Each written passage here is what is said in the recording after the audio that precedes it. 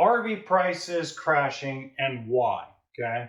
So in 2022, at the beginning of 2022, from January to about March, the industry was going gangbusters still. You were still had all-time record lows in interest rates. People were still putting good down payments. People were employed. People are still employed. But what ended up happening is right around May, okay, rates started going up, right? So what does that do? Initially, the RV business did nothing. They're like, well, it's only going up a little bit. It's not going to affect much. And then June, and then July, and then August. And then August went, well, we're done. Because a lot of consumers just stopped buying. They went, you know what? We're going to pump the brakes. Prices were at an all-time high still. People were still trying to get MSRP. Used units from private party were trying to get over retail value from NADA. It was the Wild West, right? So at some point it had to start coming back down to earth, okay? So August is when it went, oh boy, we're going to stop right there. Well, the problem is that dealers on average were up 61% on retail sales and projected that same amount for 2022. Nobody expected or could have had a crystal ball that the Fed was going to just go, whoop, interest rates go way up. Let's just freaking go at it, okay? So they were huge up, right? Now, what they do, they end up ordering more inventory, okay? So in 2020, right around August, when everything slowed down, dealers were at about 125% capacity on their lot.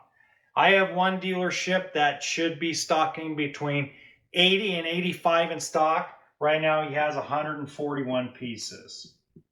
Okay.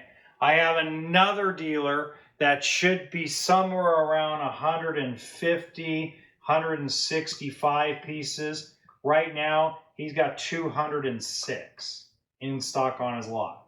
So this is why prices have crashed.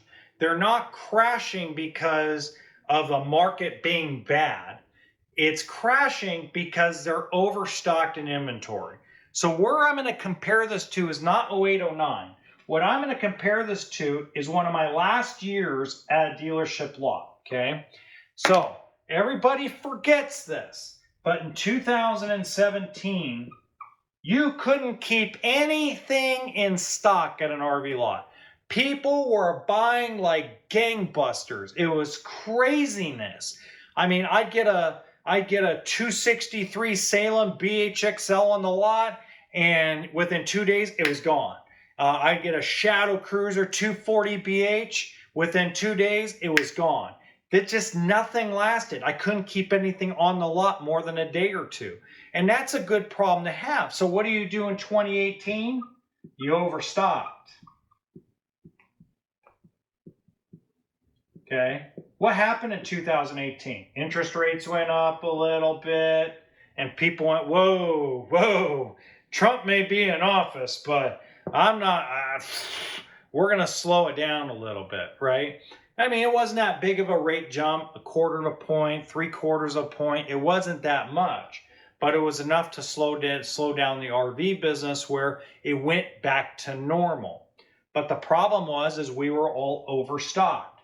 So what did it do to pricing? It drove pricing down because we needed to move 2018 and 17 year models off the lot to clear away for 2019.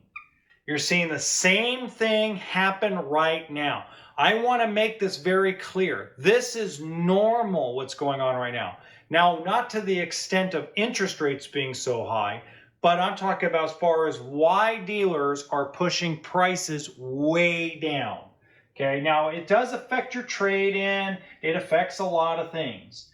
But at the end of the day, the pricing crash is really due to everybody being overstocked.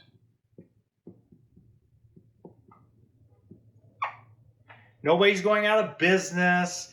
Manufacturers aren't closing their doors. There's a lot of things that are adjusting where we are going back to normal.